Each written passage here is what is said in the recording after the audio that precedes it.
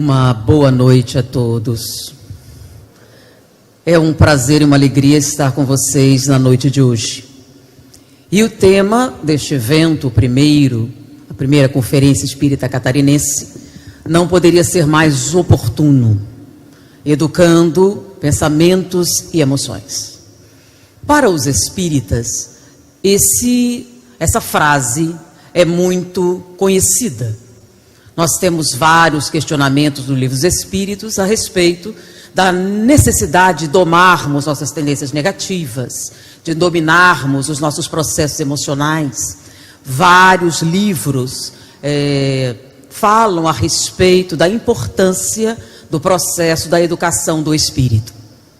Porém, eu gostaria de dividir com vocês, o que é usual naqueles que me conhecem, o trabalho de um cientista que não é espírita e que propôs uma nova ótica de estudos, e numa disciplina em que isso normalmente não acontecia.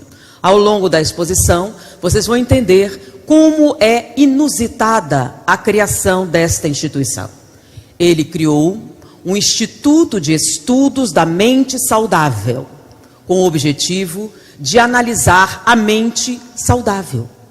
Mas em qual disciplina estamos falando? Normalmente é muito comum estudar o homem do ponto de vista social, o homem no ponto de vista da psicologia, o homem no ponto de vista da sua relação com o meio ambiente ou com outros indivíduos ou na sociedade. Porém, essa disciplina é da área médica. Mas como assim? Quando a gente fala em medicina, quando a gente fala em neurologia, em neurociência, normalmente se estudam transtornos, distúrbios, problemas que a mente pode desenvolver e como lidar com as consequências desses transtornos. O estudo da mente saudável, ou seja, como o cérebro se comporta quando alguém é saudável, por incrível que possa parecer, não é comum. E eu gostaria então, em vista do tema deste evento, compartilhar com os senhores o trabalho de um cientista notável, considerado por seus pares um dos 100 homens mais influentes da atualidade na comunidade científica. O nome dele é Dr. Richard Davidson. Dr. Richard Davidson se tornou famoso por algo que não é o que vamos descrever hoje. Ele se tornou famoso pelo trabalho que ele realizou em torno da meditação. Dr. Davidson conta no seu livro a respeito dessa pesquisa que o tornou famoso, lançou a sua carreira internacionalmente. Ele iria fazer o seu doutorado em Harvard, quando teve um problema pessoal. Este problema pessoal levou a desenvolver um quadro depressivo grave. E, usando o tratamento usual, com medicações, com terapia, não obteve êxito. Mesmo sob forte medicação, ele não conseguia reverter o quadro. Quando alguém lhe recomendou a utilização da meditação para tentar suavizar a situação, ele assim o fez e tomou conhecimento dos efeitos da meditação em determinados problemas emocionais e mentais. E resolveu fazer o seu doutorado em cima da meditação. Porém, a área que ele trabalhava é neurologia e genética. E o trabalho que ele realizou foi muito interessante. Ele sempre trabalhou com expressividade genética, ou seja, como os genes trabalham. Hoje em dia, nós deciframos o genoma e somos capazes de determinar, por exemplo, a funcionalidade do DNA, analisando a sua produtividade. Por exemplo, nós fazemos a avaliação do conteúdo do DNA, a expectativa com relação à produção de determinadas substâncias, enzimas, etc. E analisamos se esse DNA está cumprindo ou não as suas funções. Ou seja, se analisa hoje a expressividade do DNA. E era o trabalho que ele realizava. E ele resolveu estudar os efeitos da meditação na expressividade genética. Ou seja, a meditação, que sempre foi considerada uma prática de natureza psicológica para alguns, de natureza esotérica ou exótica para outras pessoas, seria estudada em termos bioquímicos. Ou seja, a meditação tem realmente, objetivamente, aplicabilidade material. Ou seja, ação a nível biológico. Era essa a proposta de estudo de Richard Davidson. Então, em primeiro lugar, ele analisou o comportamento cerebral de alguém antes da meditação, analisando as áreas cerebrais envolvidas na atividade, seja ela qual fosse, colocava a pessoa na prática da meditação, analisava as alterações da atividade cerebral, usando o scanner cerebral para verificar quais áreas entravam ou não em atividade, uma coisa que já era conhecida. Ele repetiu o processo, determinou que a meditação alterava determinadas funções cerebrais, o que já se conhecia, analisou as áreas cerebrais envolvidas no processo da meditação, primeiro, para demonstrar que a pessoa realmente estava meditando, porém, antes da prática meditativa, ele coletava material sanguíneo, material de várias origens, para fazer análise genética.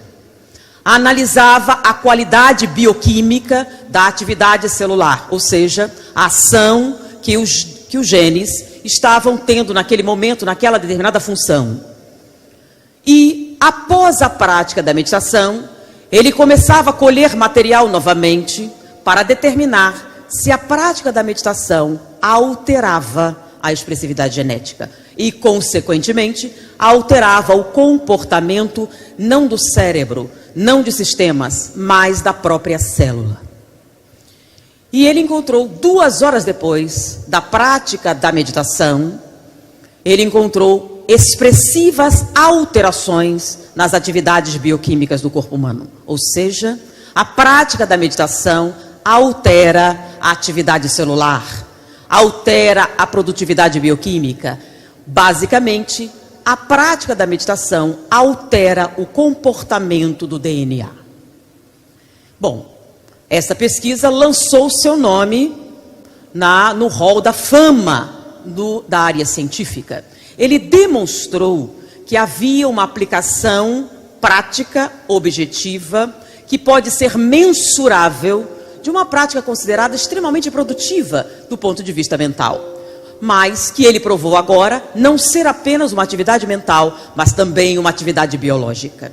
Com isso, ele se tornou muito famoso, a sua pesquisa foi muito divulgada e com grandes aplicações de natureza comercial. Principalmente, tornou-se uma cultura, a cultura da mindful. Atletas de alta performance, que tem um grande número de empresas que os patrocinam. Então, estamos falando de negócios vultuosos da casa de milhares de dólares. Perceberam que a prática da meditação poderia fazer a diferença entre o sucesso e a derrota.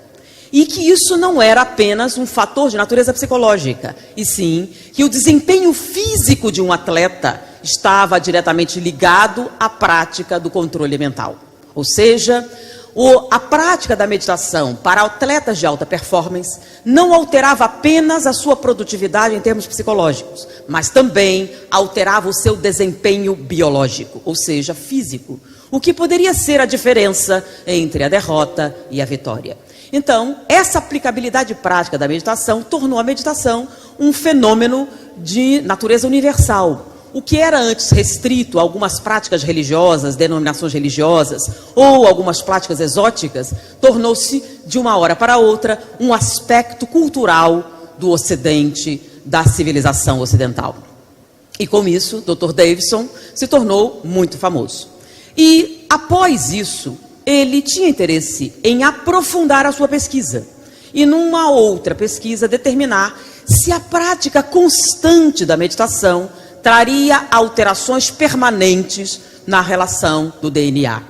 E com isso, ele precisava de pessoas que houvessem praticado a meditação durante largos anos, ou uma boa parte da sua vida, para verificar se essa prática constante traria uma alteração de natureza permanente na forma com que o DNA se comportava.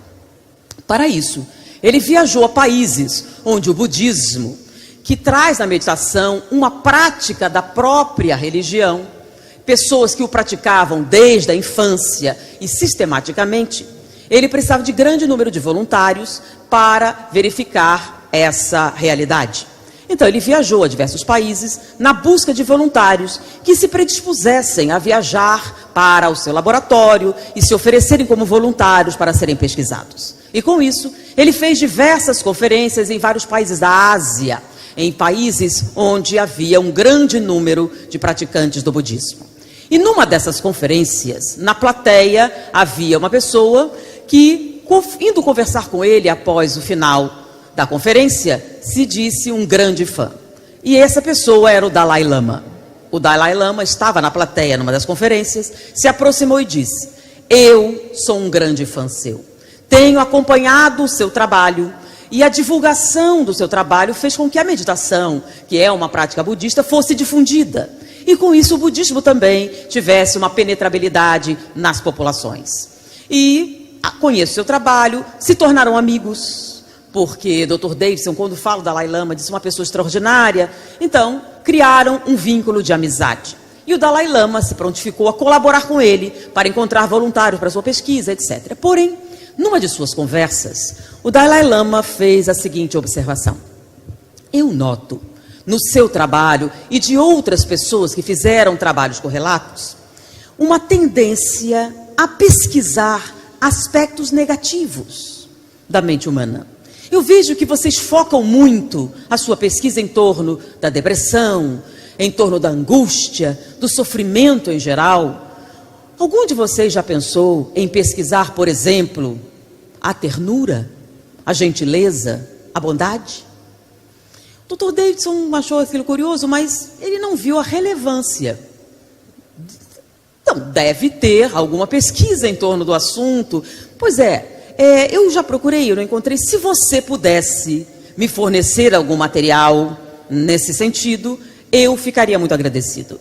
E Dr. Davidson resolveu, então, prestar aquela gentileza a esse seu fã tão famoso.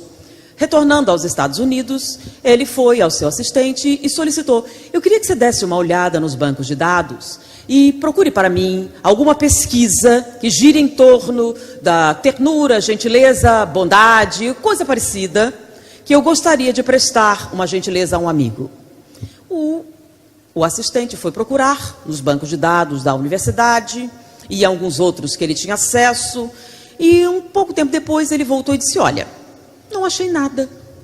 Não tem nenhuma pesquisa em andamento em torno desse assunto. Eu pesquisei ternura, gentileza, bondade, amor, coisa parecida, né? E não achei. Nós temos pesquisas sobre ciúme, paixão, inveja, orgulho, vaidade, os 7 pecados capitais, o que se quiser nesse sentido. Agora, gentileza, bondade e amor, não tem. Curioso. Mas deve ter alguma coisa. Bom, deve ter, mas em andamento não há. Bom, para aqueles que são da área, entendem que existem vários níveis de pesquisa. Por exemplo, existem as pesquisas em andamento e existem também os pré-projetos. Você faz um projeto de pesquisa, esperando subvenção, esperando alguém colaborar. E, hoje em dia, existe um banco de dados desse material também. E a Biblioteca do Congresso Nacional dos Estados Unidos se interessou em preservar a história científica e cultural dos seres humanos, visando, de repente, um holocausto nuclear, alguma coisa, algum desastre, e preservar esse material realizado. Então, ele passou a armazenar pesquisas que foram feitas, pesquisas em andamento e também projetos de pesquisa que foram aceitos, mas ainda não entraram em atividade. Então, a Biblioteca do Congresso dos Estados Unidos se tornou a biblioteca mais completa com relação a pesquisas em andamento da história da humanidade. O Dr. Davidson, como já era uma personalidade famosa, tinha contato com a pessoa responsável por esse arquivo. Entrando em contato com ela, pediu-lhe um favor. Eu gostaria de atender a um amigo que me solicitou qualquer material informacional em torno de pesquisas em andamento a respeito das seguintes: gentileza, ternura, bondade ou coisas correlatas. Olha, eu teria a maior boa vontade em realizar isso para você, mas de antemão eu já posso lhe dizer que não tem. Como assim não tem? Não acho que você vai encontrar nada nesse sentido nesta área, na sua área. Não é isso que você quer? Sim, é isso que eu gostaria. Na área de neurologia, na área de medicina, de biologia. Não. Se você quiser, com certeza vai encontrar em sociologia. Sociologia, talvez psicologia, alguma coisa assim. Mas medicina, com certeza não. E por que não? Porque essas coisas não existem. Como assim essas coisas não existem? Meu filho, gentileza, ternura e bondade não são fenômenos humanos. Como não são fenômenos humanos? É claro que são. Não, meu filho, você não me entendeu. São produzidos pelos seres humanos em sociedade. Então, ternura, bondade, coisa parecida, são fenômenos sociais. Não são fenômenos biológicos. Logo, não tem pesquisa nesse assunto. Porque a medicina, a biologia só pesquisa coisa que existe. Isso aí coisas que são produzidas em sociedade, fenômenos sociais, são objeto de estudo da sociologia, da antropologia, eventualmente, talvez da psicologia, se isso tiver alguma influência individual, mas já digo de antemão que não tem. Agora, se quiser, tem ciúme, orgulho. Não, mas como assim a bondade não é um fenômeno humano? Não, não é. Pense bem. Ciúme. Você é criança, nasceu, cresceu e nunca sentiu ciúme. Um dia você sente. Ou seja, está em você. É um fenômeno humano. Já gentileza, ternura e bondade, não. Como não? Ora, eu vou ser um pouco mais específico, né? A gentileza é uma técnica social para você obter favores sexuais. Pensa bem, você quer um favor sexual, você é gentil. Tanto que quando consegue, larga de ser gentil. Como você pode ver, são fenômenos sociais. Não, e a bondade? A bondade também é um fenômeno social, é um contrato que você faz com Deus na religião, dizendo que se você for bonzinho, Ele vai te dar o paraíso. Ou seja, não é algo humano, é algo que você aprende em sociedade. O ser humano não sente isso naturalmente. Na verdade, ele finge. De maneira que você não vai encontrar nenhuma pesquisa a respeito. Dr. Davidson ficou chocado com essa opinião. Não era a sua opinião. Mas depois de consultar, ele descobriu que a ciência, o meio científico, não acreditava na existência da bondade. Para a ciência em geral, o ser humano é um predador.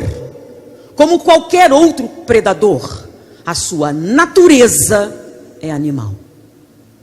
Qualquer coisa diferente disso são um verniz dado pela sociedade. De maneira que não seria objeto de estudo da neurologia ou da biologia, e sim daqueles que estudam fenômenos de natureza social.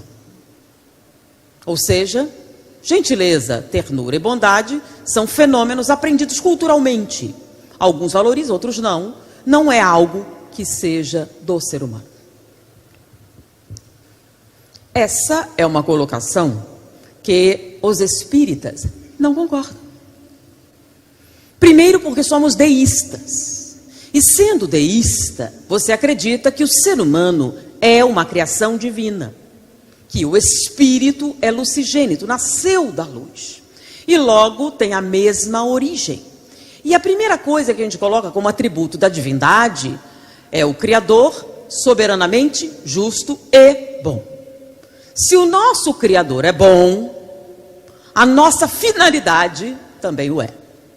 De maneira que a bondade, a gentileza, a ternura seriam fenômenos da alma, fenômenos do espírito. E a predominância do aspecto espiritual faria com que essas características eclodissem. Ou seja, todo ser humano que tem uma alma tem também no seu interior esses atributos. Dr. Davidson pensou o seguinte: bom, se a comunidade científica não acredita na existência da bondade, então meu próximo trabalho é provar que ela existe. Eu vou provar que a bondade faz parte da natureza humana. Eu vou provar que a ternura, a gentileza são processos para que isso aconteça. E aí ele foi criar uma metodologia que pudesse demonstrar para a comunidade científica que gentileza, ternura e bondade não são fenômenos sociais, são fenômenos biológicos. Como é que ele vai fazer isso? Até porque, será que vocês acreditam que a bondade é um fenômeno biológico? Que a bondade está no ser humano? Ou o ser humano é fundamentalmente mau? É uma questão, é uma pergunta. Bom, como é que ele vai provar? Primeira coisa que ele verificou é que ele não poderia usar adultos no seu projeto. Por quê? Porque qualquer adulto utilizado, a resposta do meio seria o quê? Ah, isso é um fenômeno social. Como tem o pessoal discutindo hoje se sexo é um fenômeno social ou um fenômeno biológico. Então, eu quero provar que a bondade é um fenômeno biológico. Então, não posso usar adultos. Adultos que já foram influenciados pela sociedade não seriam objetos de pesquisa para esse projeto. Então, ele começou o seu projeto usando crianças. E crianças que tivessem um mínimo de interação com a sociedade para que não pudéssemos usar, então, a desculpa de que foram influenciadas. Então, ele pegou crianças da pré-escola, um pouco antes de entrarem na escola, que já podiam se comunicar de alguma maneira para que ele pudesse analisar e trabalhar se ele realmente estava atendendo ao que necessitava, e iniciou o seu projeto de pesquisa. Lembrando que Dr. Davidson, além de neurologista e psicoterapeuta neurocientista, era também um geneticista. De maneira que a sua pesquisa não foi exclusivamente neurocientífica, foi também genética. Bom, ele pegou crianças que já tinham um nível de comunicação proficiente, mas ainda não estavam convivendo socialmente na escola com outras crianças. E primeiro colheu material genético para avaliar a expressividade genética, ou seja, a função bioquímica das células, etc. Então ele fez essa coleta de material, determinou em gráfico como estaria essa atividade. E ele definiu, porque todo trabalho de ciência tem que começar com uma definição. O que seria ternura, gentileza e bondade? Para que se pudesse especificar do que se tratava isso.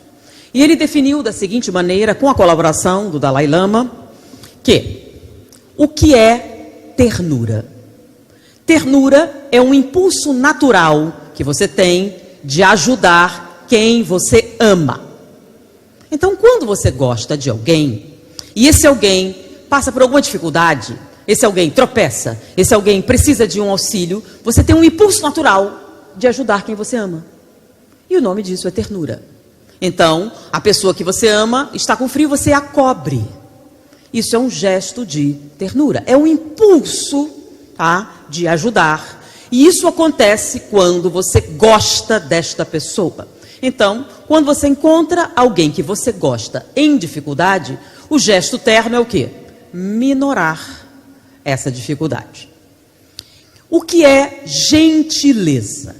Gentileza é um gesto de auxílio, é um gesto de cooperação que você faz para um estranho. Quando, por exemplo, você está na rua e alguém derruba os pacotes e você abaixa para pegar. O nome disso é gentileza. Então, a ternura acontece para com aqueles que você gosta, com quem você tem um envolvimento afetivo. Gentileza é o gesto, o impulso de auxílio que você tem com alguém da sua espécie. Alguém em dificuldades. E o que seria bondade? Bondade é o impulso natural de ajudar quem você gosta, quem você não conhece e mesmo aqueles que você não gosta. Então, a pessoa terna ajuda aqueles a quem ela ama. A pessoa gentil ajuda pessoas estranhas. E a pessoa boa ajuda todas as pessoas, independente do seu sentimento com relação a ela. Porque as pessoas boas também podem ter animosidade, mas mesmo assim, se a pessoa que é objeto da sua animosidade está sofrendo, ele tem um impulso de minorar o sofrimento. Então as pessoas boas ajudam todo mundo, sem exceção. Então, estabelecido a definição dessas três funções, ternura, gentileza e bondade, ele iniciou a sua pesquisa. Ele pegou crianças e iria estimular o fenômeno natural chamado ternura, que, por incrível que pareça, não costuma ser desenvolvido. Vamos explicar por quê. Ele pegava a criança e começava a questionar a criança, estimular a criança a expressar a sua afetividade. Como? De quem você gosta mais? Papai, mamãe, uma pessoa. Por que você gosta mais dessa pessoa? Aí a criança explicava por quê. E o que é que vocês fazem juntos? Como isso aconteceu? E ele estimulava a criança a falar dessa pessoa que ela gostava. E à medida que a criança falava, e ele usava um bom tempo fazendo isso, várias vezes, e a criança vinha contar momentos especiais que ela viveu com essa pessoa. E com isso ele começava a analisar a atividade cerebral. Quando você gosta de alguém, certas áreas cerebrais entram em atividade. É a afetividade. Então, o prazer. Então, tudo isso está relacionado a quando você encontra alguém que você aprecia. Então, ele fazia a criança... estimulava a criança a expressar isso de várias maneiras e, primeiro, demonstrava que ela realmente gostava dessa pessoa, porque quando você gosta, você tem uma alteração cerebral. Ele mostrou isso e, num determinado momento em que a criança estava no auge daquela representação emocional, ela fazia a seguinte colocação: pois é, mas você sabe que fulana, mamãe, ou papai, ou titia, está sofrendo agora. Está sofrendo.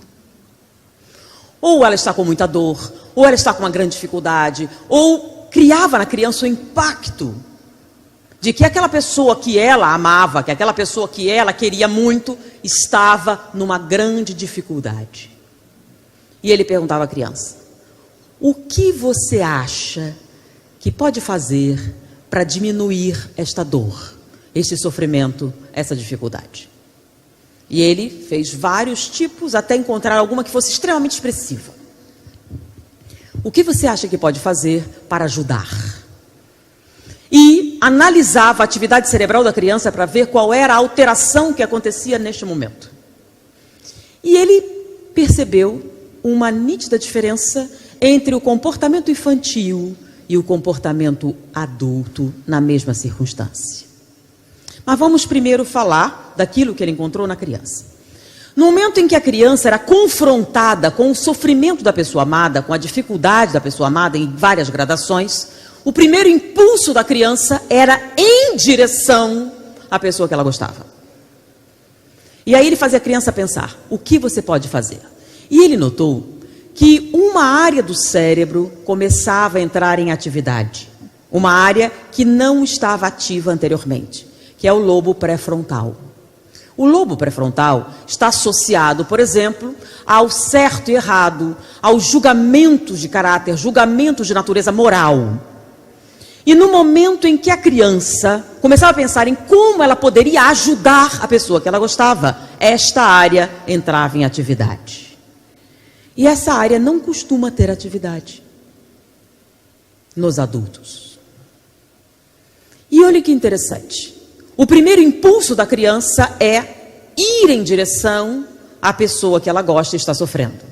O primeiro impulso do adulto é se afastar. Então, quando alguém chega a notícia grave de uma grande doença, você afasta. Por quê? Vai que pega, né? Então, o impulso que o adulto normalmente tem é, quando ele encontra uma deformidade, quando ele encontra uma dificuldade grande, alguma coisa dessa natureza, o primeiro gesto é de recuo ou de repulsa.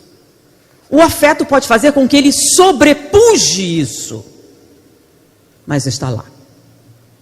Não na criança. Na criança não acontece. Quando a criança topa com uma alteração significativa, dor, sofrimento, etc., o primeiro impulso da criança é aproximar-se. E o primeiro impulso da criança é minorar a dificuldade. E quando você tem este impulso, a área envolvida nele é o lobo pré-frontal. E ele entende que o nome disso é compaixão.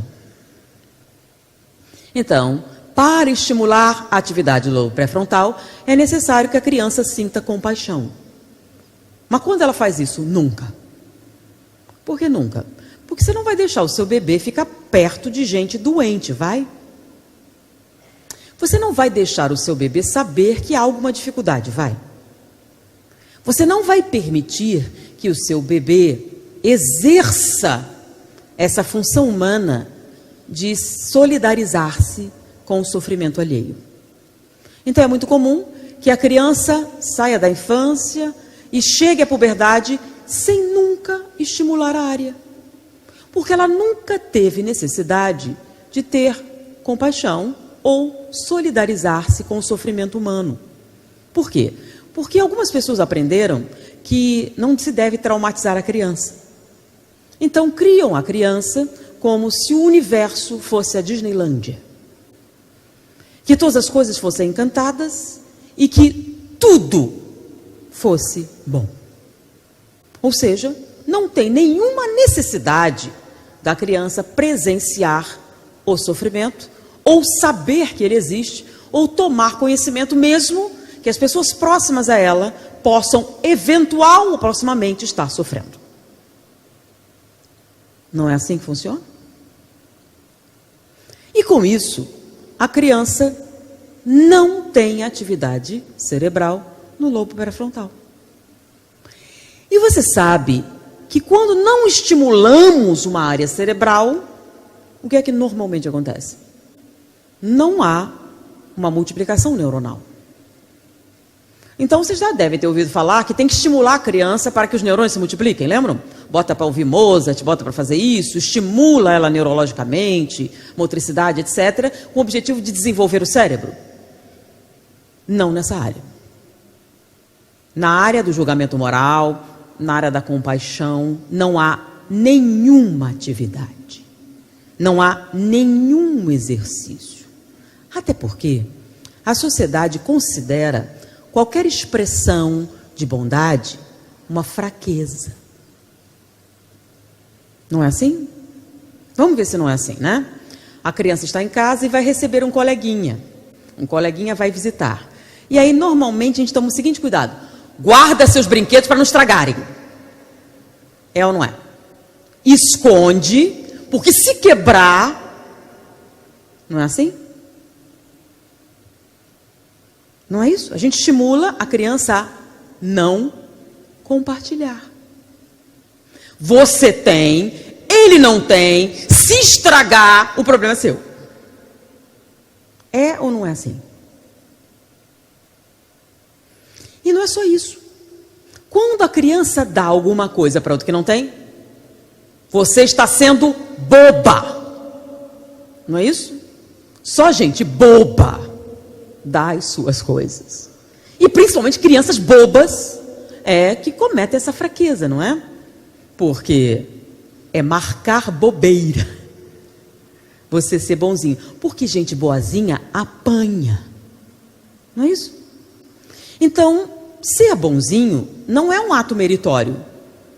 Eu vou até usar uma palavra assim, bastante negativa, mas não é um xingamento que está no dicionário. Ser bonzinho é coisa de otário. Ser bonzinho é perder. Ser bonzinho é sinônimo de ser fraco. Ser bonzinho não é o que você quer para o seu filho. Você quer que seu filho tenha sucesso. Você quer que seu filho seja forte.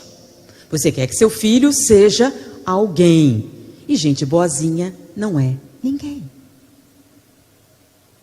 De maneira que não só a área não é estimulada, como qualquer atividade na área é considerada um sinal de quê? De inferioridade. Ou seja, ser terno ainda vai, mas ser gentil é coisa de bobo. Tanto que a gente associa, né? Gente gentil é gente servil. Gente gentil, você é gentil porque é fraco. Se não fosse, ia apanhar. Então, a bondade ou a expressão da bondade é sintoma de fraqueza. Bom, o que acontece quando você cresce? Você cresce, nunca teve atividade nessa área, no pré-frontal. Além de tudo, hoje em dia nós não estamos alfabetizando emocionalmente as crianças também, ela cresce e se torna alguém forte e capaz, que lida muito bem com a fraqueza. É simples. Quando você atrapalhar muito o seu progresso social ou intelectual ou a sua carreira, eles simplesmente internam no asilo, que é lugar de gente velha. Não é? Porque ele foi treinado a sentir compaixão. Ele foi estimulado a ser gentil. E a bondade, então? Lembra? Você ensinou para ele que bondade é coisa de isso aí. E ele aprende.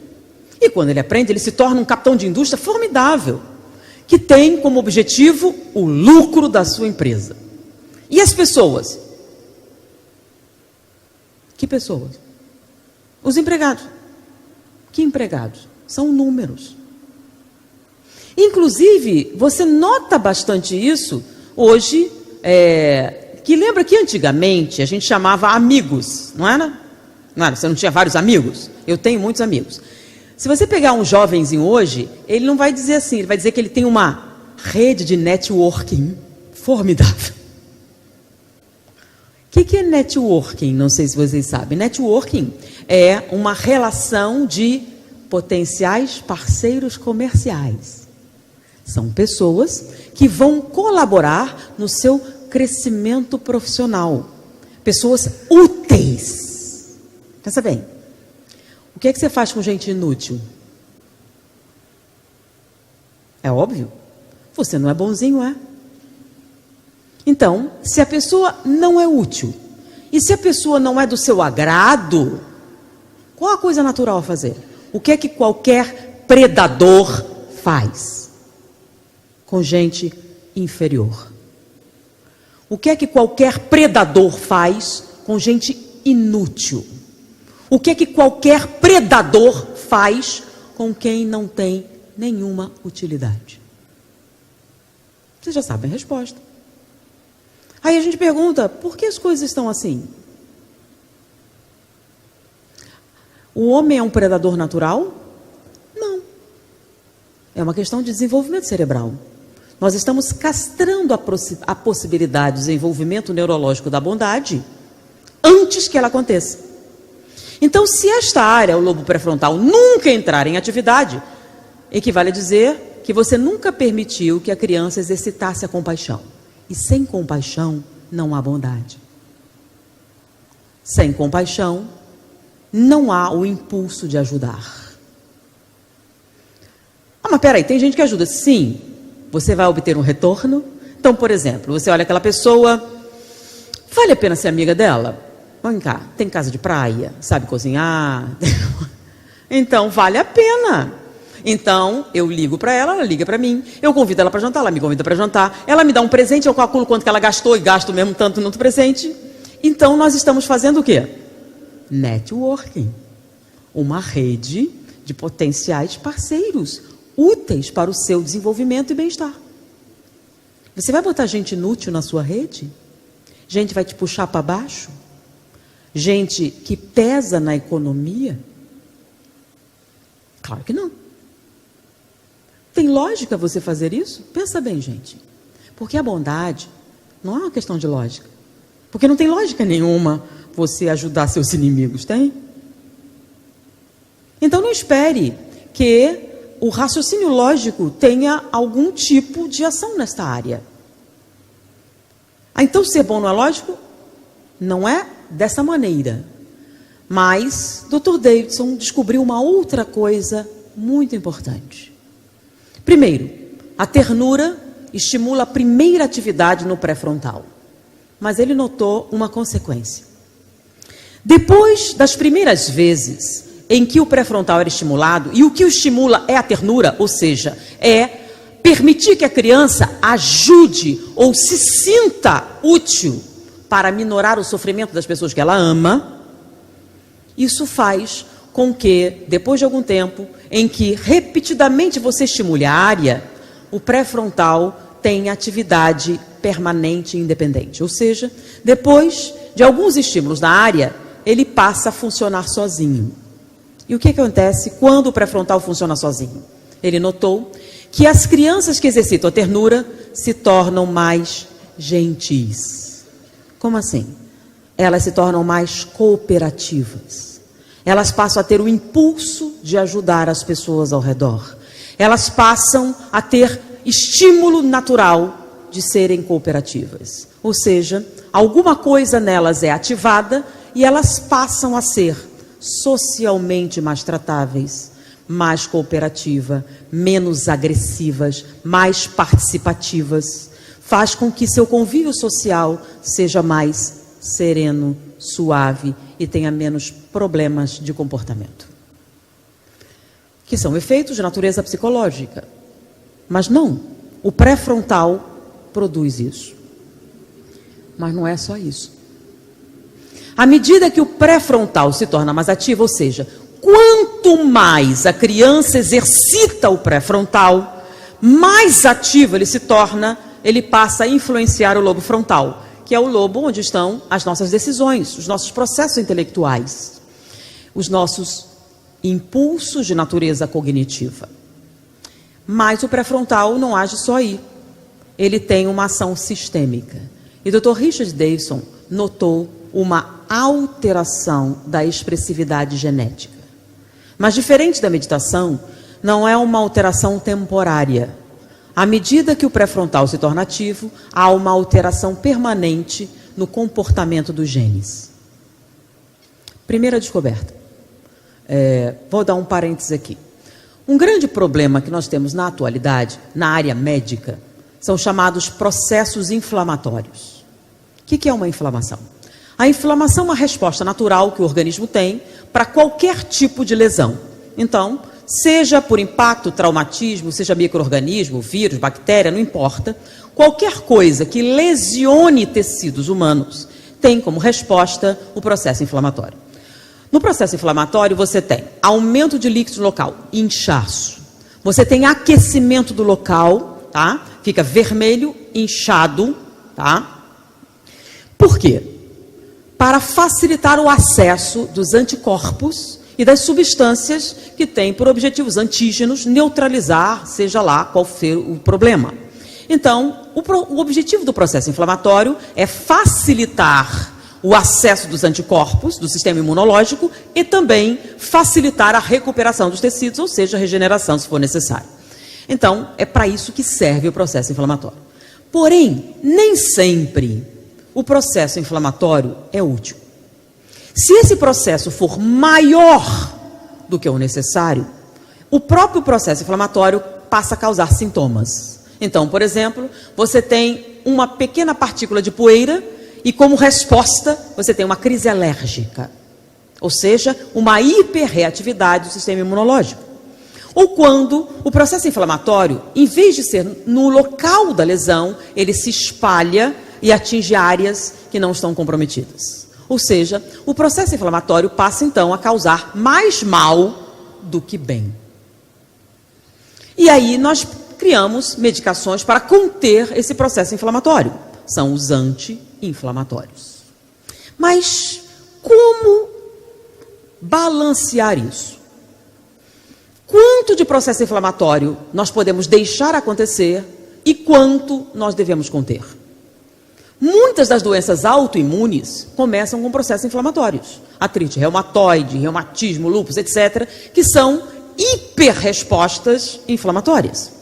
E aí você vai começar a usar os anti-inflamatórios. Só que anti-inflamatório tem uma consequência. Quando você usa os anti-inflamatórios, você descompensa o sistema imunológico, ou ele se torna muito hiperreativo, ou ele deixa de funcionar a contento, e você se torna vulnerável às doenças oportunistas. Como é que a gente trabalha isso? É uma equação muito difícil. Por isso nós temos um aumento significativo de doenças relacionadas ao processo inflamatório. Bom, Dr. Davidson, ao analisar a alteração genética causada pela bondade no corpo humano, a primeira coisa que ele descobriu, uma alteração no processo inflamatório. As pessoas bondosas alteram a expressividade do DNA. E a primeira alteração significativa é na qualidade do processo inflamatório. O processo inflamatório, para as pessoas boas, é muito mais intenso. Então é ruim. Ele é muito mais intenso, porém, ele se torna muito mais localizado. Então, as pessoas boas têm uma resposta inflamatória intensa e localizada, ou seja, muito mais eficiente, com o mínimo de efeitos colaterais. Vamos traduzir em termos leigos. Você é mais resistente à doença e se recupera mais rápido quando tem. Primeira alteração. Segunda alteração. Ele notou que as pessoas que têm grande atividade no lobo pré-frontal e que traduzem essa atividade em atos de bondade sistemáticos, produzem cadeias proteicas mais longas, resistentes e eficazes. Vamos traduzir. Tem músculos mais firmes, mais fortes, ossos mais densos, todos os seus tecidos estruturais são produzidos de maneira mais eficiente, produtiva e resistente. Vamos traduzir. Pessoas boas são mais fortes, fisicamente e biologicamente, do que as pessoas ruinzinhas. Mas peraí, não é o contrário do que vocês diziam? As pessoas boas não eram as fracas? As pessoas boas não eram as bobas? As pessoas boas não eram os otários? Biologicamente não. As pessoas boas são mais fortes, resistentes e herdarão a terra. Por quê? Porque elas são fisicamente mais competentes. Quanto mais bom você age, quanto mais bom você é, mais resistente seu corpo fica a qualquer impacto de natureza biológica. Então, as pessoas boas são biologicamente mais fortes. Então, se for verdade que tem uma grande competição, não é que o evangelho está certo? Em que sentido? Todos. Em todos os possíveis. E o que é que nós estamos fazendo? Absolutamente nada. Por quê? Socialmente, só é bom quem é bobo, fraco, inútil. As pessoas de sucesso são as pessoas mais impermeáveis a gestos de gentileza e bondade. É por isso que os cientistas não acreditavam que a bondade fizesse parte do ser humano. Afinal, não encontram em ninguém. Mas não é porque ela não exista. É porque a sociedade não permite que desenvolva. Então é a maldade humana, o predador humano, que é um produto social. É um produto educacional. É um produto da nossa sociedade de consumo. Nós estamos criando consumidores potenciais, altamente egoístas, altamente competitivos, com o objetivo de sobreviverem aos predadores. E estamos produzindo mini psicopatas. E aí a gente vê a sociedade e pergunta por que as coisas são... é natural, não é natural? Não é isso que nós estamos produzindo? Vamos analisar. Esse é o trabalho de Richard Davidson. Davidson não só provou que a bondade é da natureza humana, como o contrário é antinatural. E que é o responsável pelos resultados que nós estamos observando. Ou seja, nós podemos reprogramar a nossa sociedade? Nós podemos alterar o rumo das coisas? Sim, é só deixar que a natureza humana sobreviva. Que a natureza humana seja apresentada. Se nós permitirmos as coisas que estão na alma se expressarem fisicamente, somos ou não somos filhos de Deus? Se somos filhos de Deus, temos a mesma origem. Logo, o que é que tem na alma? O potencial para a grande bondade. É claro, se você não estragar. Porque tudo que existe pode ser modificado. Chama-se livre-arbítrio. E você pode fazer isso ou não. Dr. Davidson, com este trabalho, não só provou a existência da ternura, da gentileza, da bondade, como criou um novo rumo de pesquisa. Ele criou o Instituto de Estudos da Mente Saudável, para tentar entender como produzir pessoas melhores, mais fortes, mais eficientes, mais socialmente adaptáveis, mais resistentes a doenças, mais fortes, seres humanos superiores. E sabe o que ele descobriu? Bondade. Bondade produz seres humanos superiores. Eu não estou falando espiritualmente. A bondade produz seres humanos superiores biologicamente. Não precisa acrescentar espiritualmente, tá? Biologicamente. Isso é formidável. Mas por que as coisas estão assim? E aí eu vou falar do trabalho de um outro pesquisador para a gente completar isso, que é o trabalho de Philip Zimbardo e Simon Baron-Cohen. Porque bondade não é a mesma coisa que empatia. Empatia é você reconhecer a emoção de outra pessoa e procurar dentro de você uma resposta apropriada. Bondade não é isso, tá? Bondade é um impulso de ajudar. É o impulso de minorar o sofrimento humano. De quem? Todo mundo. Bondade é isso. Então, bondade é o impulso natural da alma de minorar. É aquilo que faz você ser filho da luz. Então, o impulso natural de ajudar, que toda criança nasce com. E que a gente tem que permitir que aflore, sem sufocar. É uma planta. Philip Zimbardo, ele estudava os comportamentos psicopáticos, normalmente serial killers, pessoas criminosas, pessoas com tendência à criminalidade desde a infância. Tá? E ele chegou a uma conclusão importante, que o grande filtro da humanidade contra a crueldade chama-se empatia, ou circuito empático.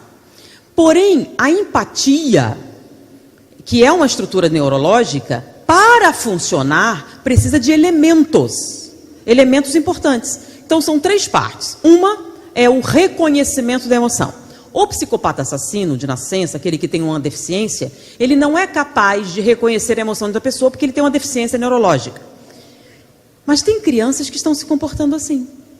E elas não têm uma deficiência neurológica. Qual a causa? Rock and roll, videogame? Você está procurando uma resposta fora de você. Dr. Zimbardo apresentou uma teoria inicialmente, fez um trabalho científico e comprovou isso. Ele entendeu o seguinte: para que o circuito empático funcione, o ser humano precisa reconhecer, no mínimo, 412 emoções nos 2 sexos, em pelo menos 3 raças. Com isso, você é capaz de reconhecer a emoção da pessoa. E depois aí tem os outros fatores educacionais para dar a resposta apropriada. Porém, se você não reconhecer essas emoções, você não vai desenvolver a empatia. E não desenvolvendo a empatia, primeiros sintomas, borderline. Sintomas anteriores, você vai aumentando o nível de agressividade, violência, até chegar à crueldade. E a gente encontra isso naturalmente hoje nas escolas. Vocês já ouviram falar de bullying, né? Bom, quem tem mais de 60 anos... O bullying existia? Sim, o bullying existia. É igual hoje? Por quê? A sociedade está piorando? Então, a gente sempre tinha um problema com uma diferença ou outra, mas atualmente o nível de brutalidade infantil está sem precedentes. Você encontra um menino de 8 anos chutando a cabeça até traumatizar o crânio do coleguinha, quebrar o braço, esfaquear, deformar permanentemente, mutilar, são fenômenos normais da infância. Não é?